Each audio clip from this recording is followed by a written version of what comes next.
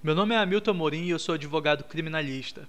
Hoje eu vou falar com você sobre um tema de extrema relevância no processo criminal, que é a superação da súmula 691 do STF. Essa súmula diz que não compete ao Supremo Tribunal Federal conhecer de habeas corpus impetrado contra a decisão do relator que em habeas corpus requerido ao Tribunal Superior indefere a liminar. Como assim? O que significa isso? Bem, primeiramente, nós temos que ter a noção de que o procedimento padrão em um habeas corpus, levando em conta que seja contra a decisão de um juiz de primeiro grau, é que essa análise seja feita pelo Tribunal de Justiça Estadual. Imagine, vamos tomar um exemplo aqui para isso ficar mais claro. O juiz de primeiro grau dá uma decisão. Nessa decisão há uma ilegalidade e contra essa ilegalidade é impetrado o remédio constitucional habeas corpus. Esse habeas corpus vai ser analisado pelo Tribunal de Justiça. Porém, existe um mecanismo chamado de pedido liminar, que é o pedido inaudito altera parte, ou seja, você vai ter uma apreciação do seu pedido sem que antes seja ouvida a parte contrária, sem que necessite ouvir o Ministério Público. O desembargador relator pode analisar o seu pedido no início do processo, sem que seja necessário o trâmite normal do habeas corpus, para que apenas ao final ele, acompanhado dos demais desembargadores, decida acerca do pedido que está sendo determinado, está sendo pugnado ali no habeas corpus. Tudo bem? Então, o desembargador sozinho analisou o seu pedido de habeas corpus, o seu pedido liminar. A pergunta é: se o desembargador relator, em sede de pedido liminar, indeferir o pedido, caberia um habeas corpus contra essa decisão de indeferimento? A súmula 691 diz que não. Por quê?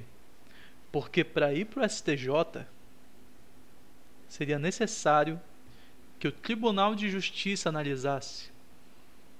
E a decisão de um desembargador relator não significa que é o Tribunal de Justiça que está analisando. Pelo contrário.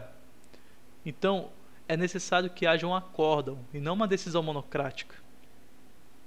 Nesse sentido, a súmula afirma que o habeas corpus impetrado contra a decisão do relator que em habeas corpus requerido ao Tribunal Superior indefere pedido liminar, decisão monocrática, não é cabível.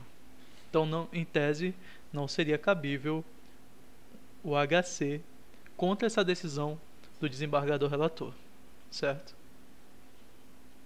Apenas após, quando fosse julgado por todos os desembargadores, consubstanciando a decisão no acórdão do Tribunal de Justiça, é que seria cabível um recurso em habeas corpus, ou um habeas corpus substitutivo de ROC, conforme o STF já decidiu.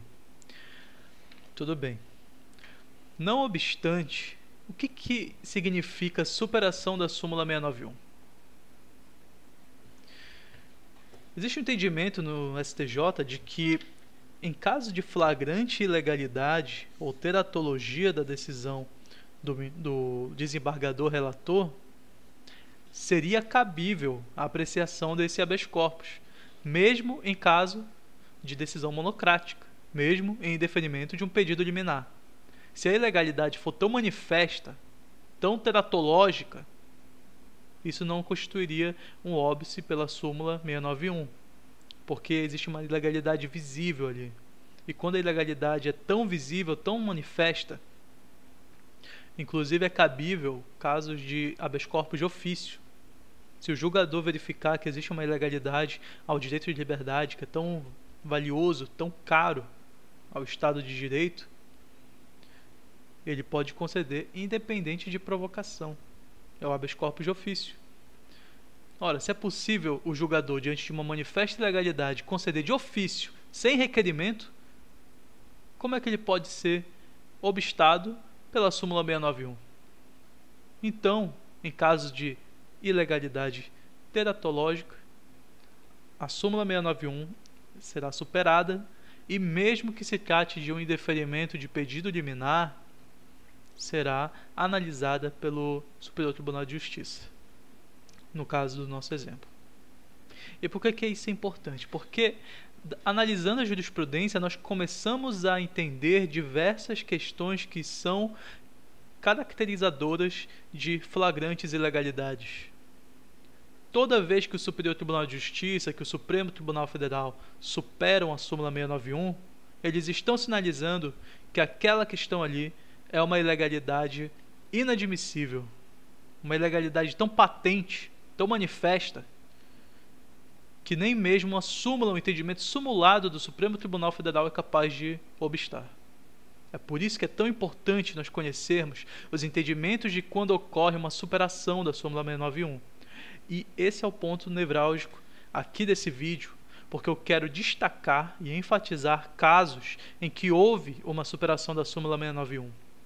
O meu plano é fazer uma série de vídeos trazendo decisões distintas em que ocorreu essa superação. Acredito que seja algo de suma relevância e que auxiliará bastante aos colegas e a quem se dedica ao estudo desse tema. O primeiro exemplo que eu trago aqui é a questão dos antecedentes criminais. Aqui é um caso que foi julgado pela ministra Laurita Vaz, em que ela superou a súmula 691 do STF por verificar que o fundamento da prisão preventiva seria a existência de antecedentes criminais, mas demasiadamente antigos. Antecedentes criminais, portanto, sem contemporaneidade. E qual que é a grande lógica aqui que se observa?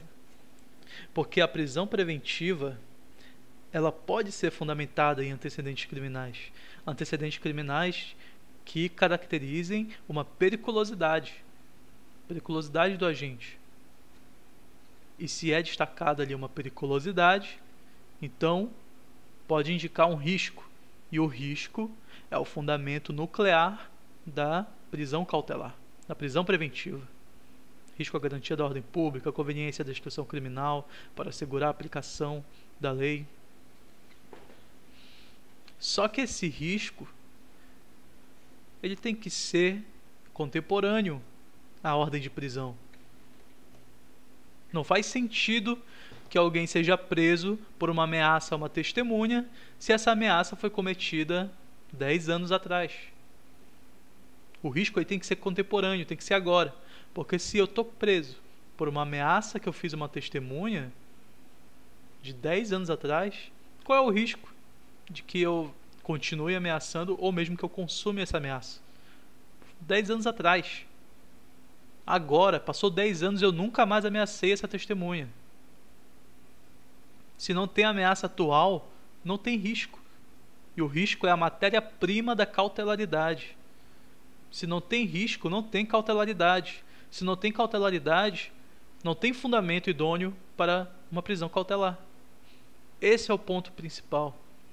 E se um antecedente criminal é utilizado como um parâmetro, um medidor, uma bússola, que sinalize a periculosidade, e esse antecedente criminal é demasiadamente antigo, padece do critério da contemporaneidade. Não existe contemporaneidade. E se não tem contemporaneidade, não tem risco, não tem cautelaridade, e a prisão preventiva é inadmissível, é ilegal. Por conta disso, ao se deparar com essa circunstância, a ministra Laurita Vaz superou a súmula 691 e confirmou a liminar anteriormente concedida.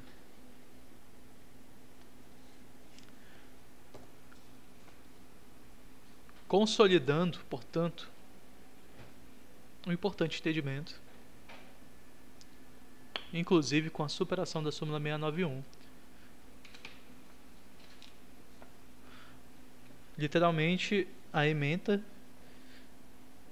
passo a ler: habeas corpus, direito penal e processual penal, prisão preventiva, embriaguez ao volante, impetração contra a decisão indeferitória de liminar e outro habeas corpus na origem, ainda não julgado.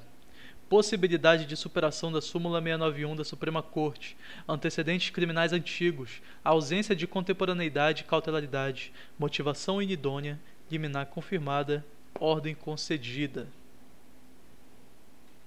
Portanto, senhores, cria-se aqui um excelente entendimento, um importantíssimo entendimento quanto à questão de antecedentes criminais antigos, despidos de contemporaneidade, uma ilegalidade tão flagrante, tão manifesta e tão inadmissível a ponto de permitir, facultar, possibilitar a superação da súmula 691 do Supremo Tribunal Federal. Esse é o primeiro exemplo que eu trago à tona. Espero que vocês tenham gostado. Se vocês gostaram, compartilhem o vídeo, deixe seu comentário e trarei outros casos de superação da súmula 691 que julgo serem mais convenientes, que julgo serem tão convenientes, julgo serem tão importantes quanto este. E faremos aqui uma série sobre a superação da súmula 691. Espero que tenham gostado.